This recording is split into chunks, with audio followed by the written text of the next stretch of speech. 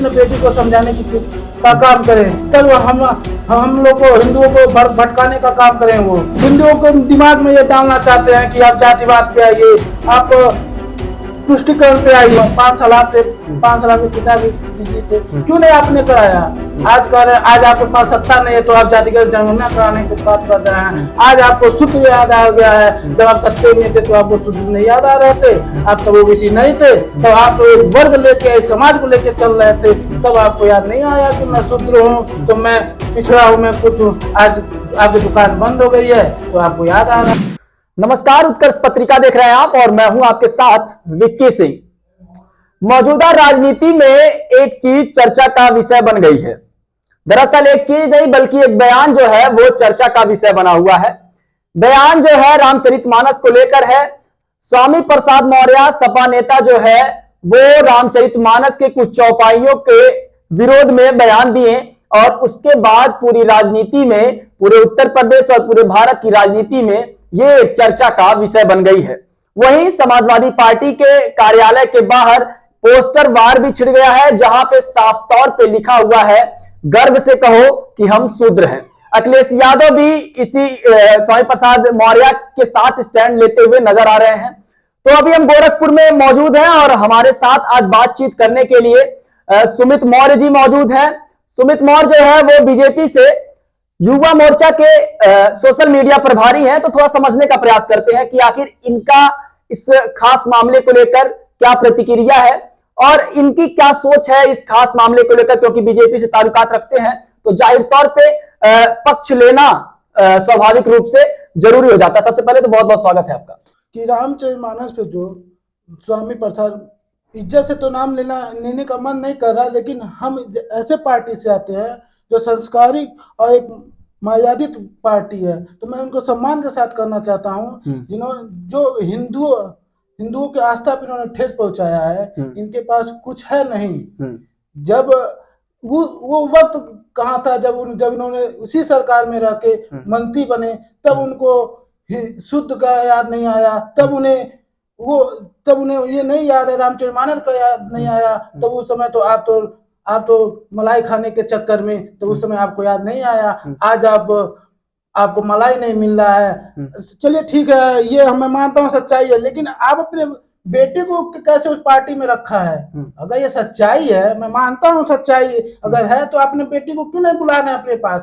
तुम वो पार्टी को छोड़ो, वो शूद्र मानती है, हमें कलंकित करती है, हमें गाली देती है, हमें नीच करती है।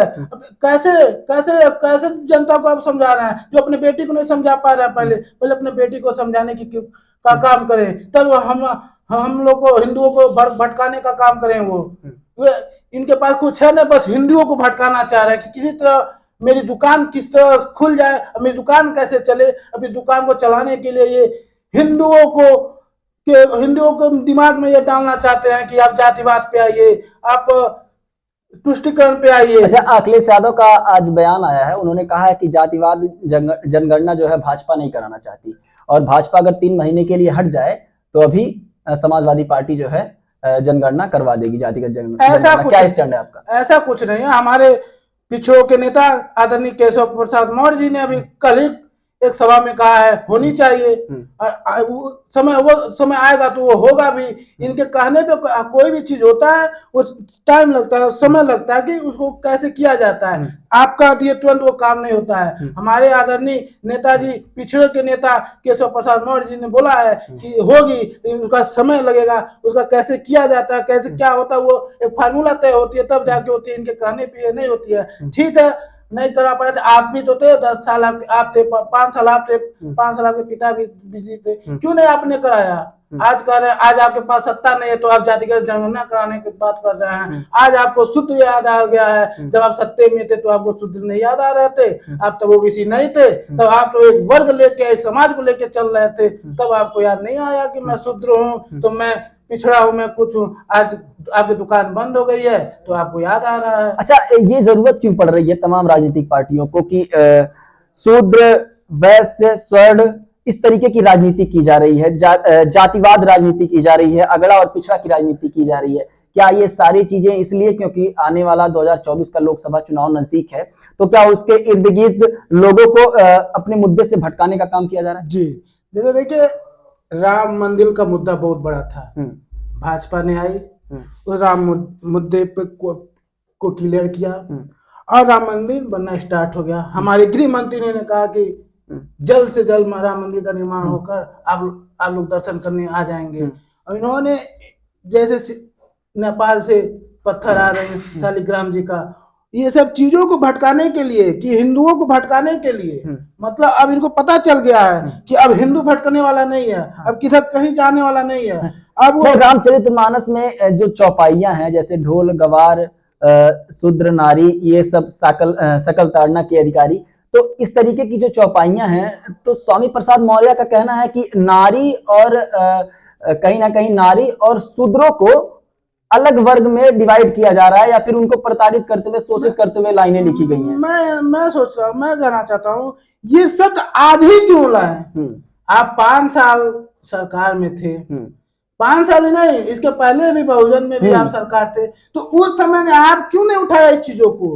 आज क्या आपको लग गया, आज क्यों उठा रहे हैं? ये तो आज का लिखा हुआ तो हो नहीं, आज लिखा हुआ है, तो आपने आज क्यों उठाया? आपका ये सच्चाई यही है कि हिंदू एक हो रहे हैं, उनको लग रहा है कि अब हिंदू राष्ट्र बनना चाहिए। अब हिंदू राष्ट्र को न बनने के लिए अपने जाति में बांटने की कोशिश कर रहे हैं। मैं तो यही मेरी यही सोच है कि उन्होंने जाति को, हिंदुओं को जाति में बांटने की, हिंदू राष्ट्र बनाने की कोशिश हो रही है क्या? हिंदू राष्ट्र बनाने की कोशिश किया जाएगा, होगा, लेकिन इन्होंने हिंदू राष्ट्र न बने इसलिए इनको जाति में बांटने की कोशिश किया जा रहा है। तो सेकुलरिज्म शब्द का जो अर्थ है धर्मनिरपेक्षता, भारत का जो अखंडता है, तो अगर हिंदू राष्ट्र बन जाएगा तो तमाम जो धर्म है वो कहाँ जाएंगे? देखिए, हमारे जो हिंदू धर्म है, तो सेकुलरिज्म शब्द जो है, जो धर्मनिरपेक्ष शब्द है, संविधान से उसको हटाना पड़ेगा। नहीं, मैं ये कह रहा हूँ, हमारी सोच है, हमारी सोच है हिंदू राष्ट्र बने, मतलब भाजपा की सोच है, भाजपा की सोच, ये भाजपा ने, ये करोड़ों हिंदुओं का सोच है। इसी भाजपा ने करोड़ों हिंदुओं का सोच, ये भाजपा ने पार्टी से क्या, ये हिंदुओं का है, ये हिंदुओं का आस्था है। इस्लामिक धर्म राष्ट्र बन सकता है क्या? हिंदू राष्ट्र नहीं बन सकता है। तो संविधान से भी चलता है ना अपना देश? संविधान से चलता है, मैं ये नहीं करूँगा संविधान से नहीं चलता, संविधान से चलता है, लेकिन इनको हिंदुओं को किस जात में क्यों बांटा जा रहा है? हिंदुओं को जात में क्यों बांटा जा रहा है? तो राजनीतिक पार्टियां बताएंगी ना कि हिंदुओं को जात में क्यों बांट रही है, जातिवाद जो है कहीं ना कहीं राजनीति जाति पे की जा रही है। उनको लग गया है कि अब भाजपा सबका साथ सबका विकास करती है, वो सबको लेकर साथ चलती है। ऐसा नहीं है कि अगर भाजपा ने राष्ट्रपति दिया तो एक दलित दिया, फिर उसके बाद आदिवासी दी। अगर इन्होंने भी, इसके पहले भी सरकार दी, तो देख लीजिए किसको किसको बनाया है। ये लोग खुद अपने आप को भारत रत्न दे देते हैं। भाजपा तो कोई प्रधानमंत्री अपने आप को भारत रत्न तो दिया नहीं,